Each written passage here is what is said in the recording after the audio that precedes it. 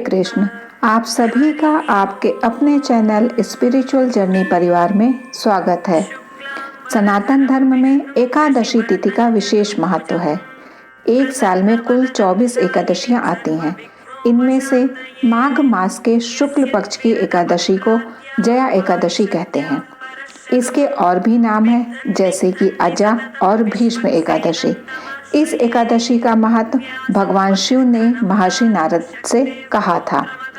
माघ माह के शुक्ल पक्ष की एकादशी इस वर्ष 7 फरवरी को रात्रि के 9:26 से प्रारंभ होगी और 8 फरवरी को रात्रि 8:15 पर इसका समापन होगा। तो उदय तिथि के अनुसार 8 फरवरी को जया एकादशी मनाई जाएगी। इस वर्ष जया एकादशी के दिन रवि योग का भी निर्माण हो रहा है, साथ ही भद्रावास का भी संयोग है। इसके अलावा रात में शिववास योग का भी निर्माण हो रहा है। इस शुभ अवसर पर मृगशिरा और आद्रा नक्षत्र का संयोग है। इन योग में जगत के पालनहार भगवान विष्णु और मां लक्ष्मी की पूजा करने से साधक की हर मनोकामना पूर्ण होती है। जया एकादशी के दिन सूर्योदय के समय या उससे पहले ब्रह्म मुहूर्त में उठ जाएं। इस समय भगवान विष्णु को प्रणाम कर दिन की शुरुआत करें। घर की साफ सफाई करें। सभी कामों से निवृत्त होने के पश्चात गंगा जल युक्त पानी से स्नान करें। इसके बाद आचमन कर पीले रंग के कपड़े पहने। अब सूर्य देव को जल अर्पित करें और पंचोपचार कर विधि विधान से भगवान विष्णु और मां लक्ष्मी की पूजा करें। पूजा के समय भगवान विष्णु को पीले रंग के फल, फूल, मिठाई आदि चीजें अर्पित करें। इस समय विष्णु चालीसा और विष्णु स्तोत्र का पाठ करें। पूजा का समापन आरती से करें और दिन भर उपवास रखें। शाम में आरती अर्चना करने के बाद फलाहार करें। रात्रि में भगवान विष्णु के निमित्त भजन कीर्तन करें।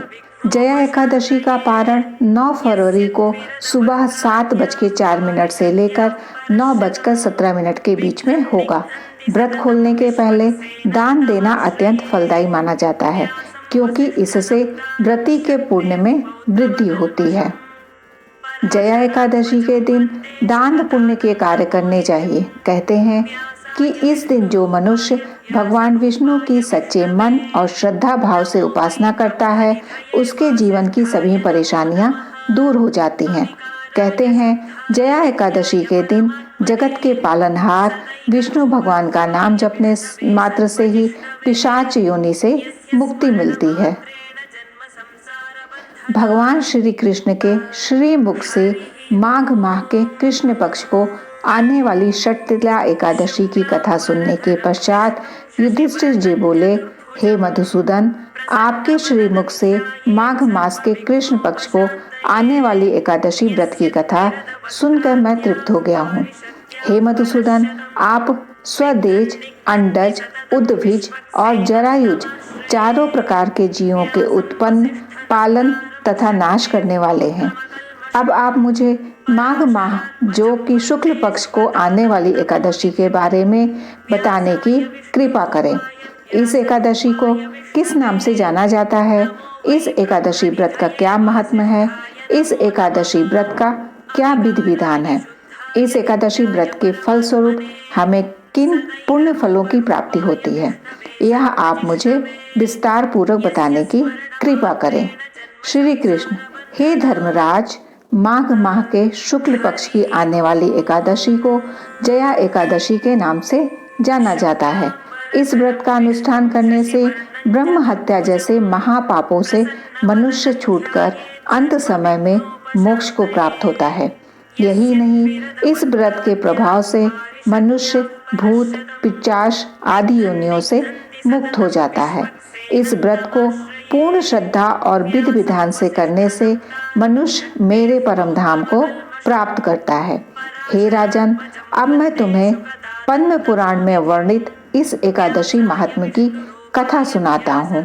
इसे ध्यान पूर्वक सुनना। देवराज इंद्र जब स्वर्ग में राज कर रहे थे और सभी देवगण स्वर्ग में सुख पूर्वक रहा करते थे, तो एक समय की बात है जब देवराज इंद्र अपनी अप्सराओं के साथ नंदन वन में विहार कर रहे थे और गंधर्व उनके मनोरंजन हेतु गान कर रहे थे। उन गंधर्व में मुख्य पुष्पदंत और उनकी सुंदर कन्या पुष्पवती तथा चित्रसेन और उनकी भार्या मालिनी भी उपस्थित थी। उनके साथ मालिनी के पुत्र पुष्पवान और उनके पुत्र माल्यवान भी उपस्थित थे। गंधर्व कन्या पुष्पवती माल्यवान को देखकर उस पर मोहित हो गई और माल्यवान को अपने मोह जाल में फंसाने के लिए उस पर काम बाण चलाने लगी।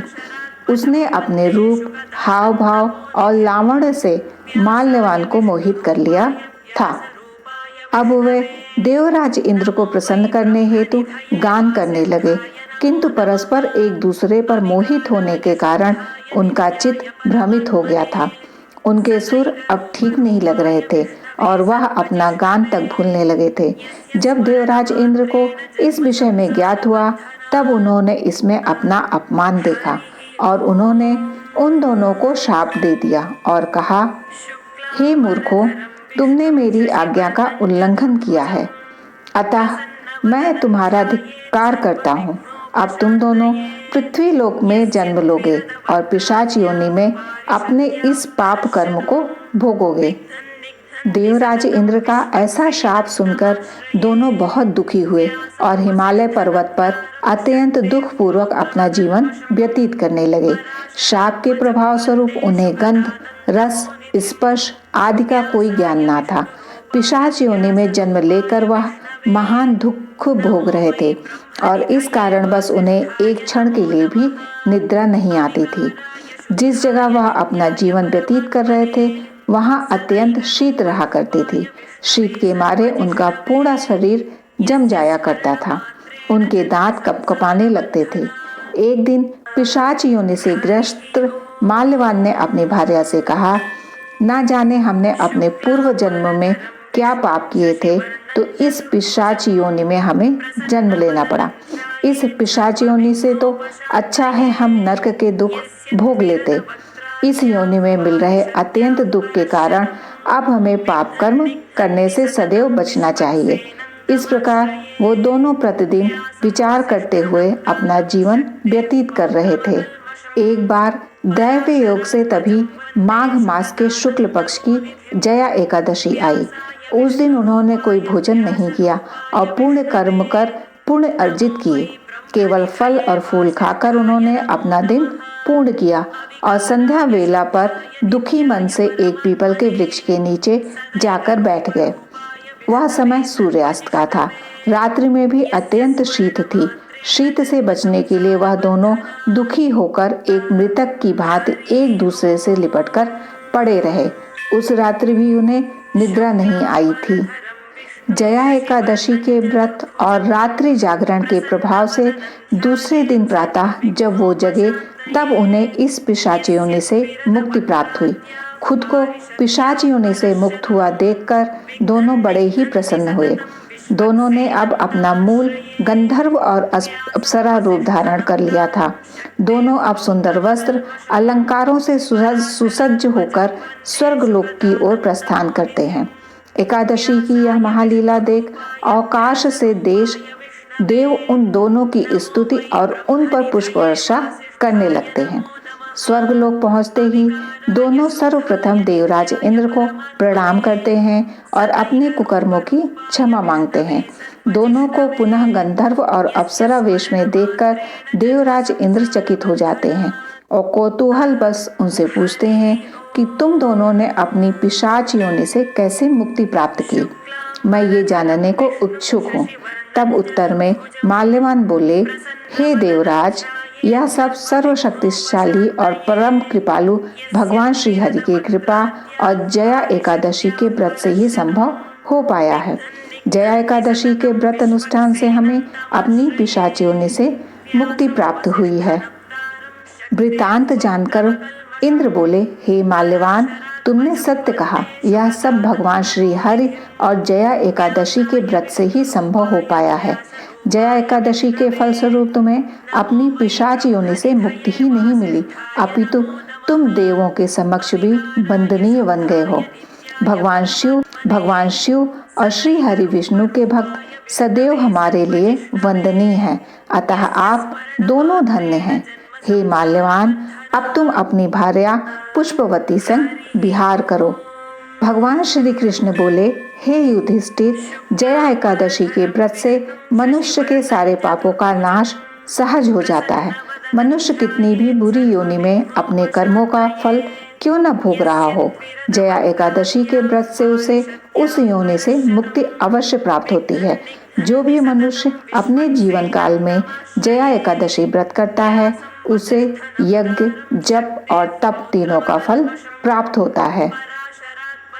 जया एकादशी के व्रत से मनुष्य सहस्त्र वर्षों तक स्वर्ग में अपना स्थान प्राप्त कर लेता है।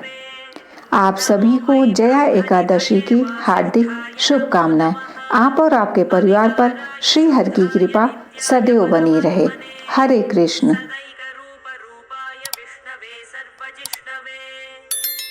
स्मरण मात्रेण जन्म संसार बंधना।